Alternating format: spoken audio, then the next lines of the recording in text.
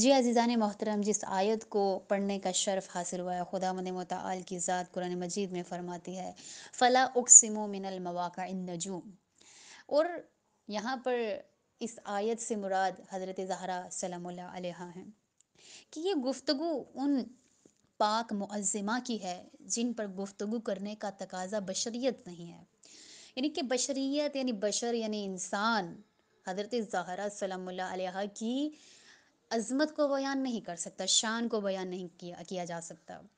اس شہزادی کے فضائل بیان کرنے کے لیے کوئی بشریت لب کھول ہی نہیں سکتی، کوئی بشر لب کھول ہی نہیں سکتا۔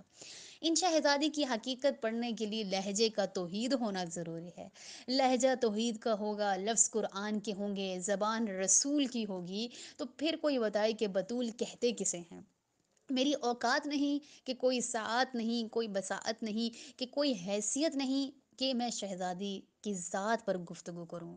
آج میں ان کی ذات پر نہیں بلکہ ان کی دہلیز پر گفتگو کروں گی، ان کی دہلیز کے فضائل کو آپ کے سامنے بیان کروں گی۔ میں نے آپ کے سامنے اللہ کی قرآن سے ایک قسم کا ذکر کیا ہے، یعنی فلا اقسمو، یعنی خدا قسم کھا رہا ہے۔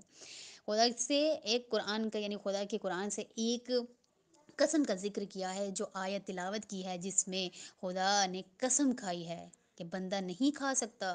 اب یہ کوئی بندہ نہیں کھا رہا قسم، بلکہ خدا کی ذات قسم کھا رہی ہے، اللہ قسم کھا رہا ہے، کوئی عبد نہیں بلکہ معبود قسم کھا رہا ہے۔ قسم وہ کھا رہا ہے کہ جس کو قسم کھانے کی ضرورت نہیں ہے، خدا کو قسم کھانے کی ضرورت نہیں ہے عزیزان محترم۔ قسم روحانیت میں دو جگہ پہ جو ہے وہ کھائی جاتی ہے۔ ایک تو جب آپ کو اپنی بات کا یقین بڑھانا ہوتا ہے تو تب آپ قسم کھاتے ہیں، یا جس کی قسم کھائی جائے اس کی عظمت بڑھانی ہو یا اس کی عظمت بتانی ہو آپ کو، تو آپ اس کی قسم کھاتے ہیں۔ تو اللہ کو بات پر یقین بڑھانے کا تو شوق ہے نہیں، اور خدا کو ضرورت بھی نہیں ہے عزیزان محترم کہ وہ اپنی بات کا یقین دلائے، کیونکہ وہ خدا ہے، اس کو یقین دلانے کی ضرورت نہیں ہے۔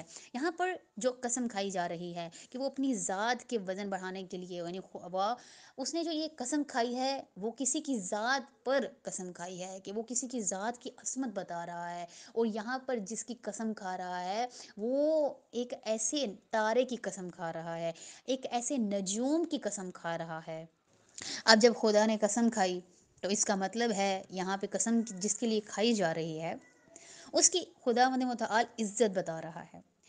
بس قسم کا ذکر کروں گی یہاں پہ، اور جب میں قسم کا ذکر کروں گی تو آپ کے چہروں سے نور ولایت مجھے نظر آ جائے گا، اور خدا کہتا ہے، خدا اس قسم کھانے کے بعد فرماتا ہے کہ مجھے اس دہلیز کی قسم، یعنی اس آیت کا ارشاد فرمایا، خداوند متعال فرما رہا ہے فلا اقسم من المواقع النجوم، یعنی کہ مجھے اس دہلیز کی قسم ہے جہاں ستارے سجدہ ریز ہو جاتے ہیں۔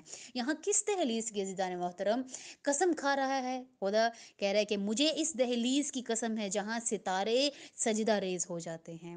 خدا کہہ رہا ہے، ستارے کی قسم نہیں، گھر کی قسم کھا رہا ہے۔ اور کس گھر کی قسم کھا رہا ہے، کس دہلیز کی قسم کھا رہا ہے؟ وہ دہلیز، وہ گھر کے جو فاطمہ زہرا سلام اللہ علیہا کا گھر ہے۔ اب دیکھیں عزیزان محترم کہ خدا نے کسی کے گھر کی قسم نہیں کھائی، خدا نے کسی کے صحن کی قسم نہیں کھائی۔ اگر قسم کھائی ہے تو خدا نے حضرت زہرا سلام اللہ علیہا کی دہلیز کی قسم کھا کر خدا کہہ رہا ہے کہ کوئی ایسی دہلیز نہیں دنیا میں، کوئی ایسا گھر نہیں اور کوئی ایسی دہلیز نہیں، کوئی ایسا صحن نہیں کہ جو فاطمہ زہرا سلام اللہ علیہا کے گھر کی طرح ہو۔ اور یہ وہ دہلیز ہے عزیزان محترم کہ جس کی مثال، جس کی قسم خدا کھا رہا ہے، جہاں ستارے سجدہ ریز ہو جاتے ہیں، جہاں ستارے نازل ہوتے ہیں۔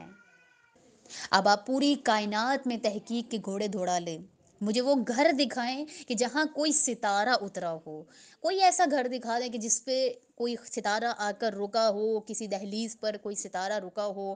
اگر نظریں اس دہلیز زہرا کے علاوہ کسی اور جگہ چلی جائیں تو میں پھر تسلیم کر لوں گی کہ مخلوق اللہ کی قسم کھائی ہے، کہ اللہ زہرا کی دہلیز کی قسم کھا کر بول رہا ہے کہ خدا سیدہ کے گھر کی دہلیز کی قسم کیوں کھا رہا ہے؟ کیونکہ ایسا گھر دنیا میں تخلیق ہی نہیں کیا، پوری کائنات میں خداوند متعال نے ایسا گھر تخلیق ہی نہیں کیا، ایسا گھر خلق ہی نہیں کیا کہ جس کی دہلیز کی خدا قسمیں کھائے کہ اس دہلیز سے بہتر کوئی دہلیز ہی نہیں ہے۔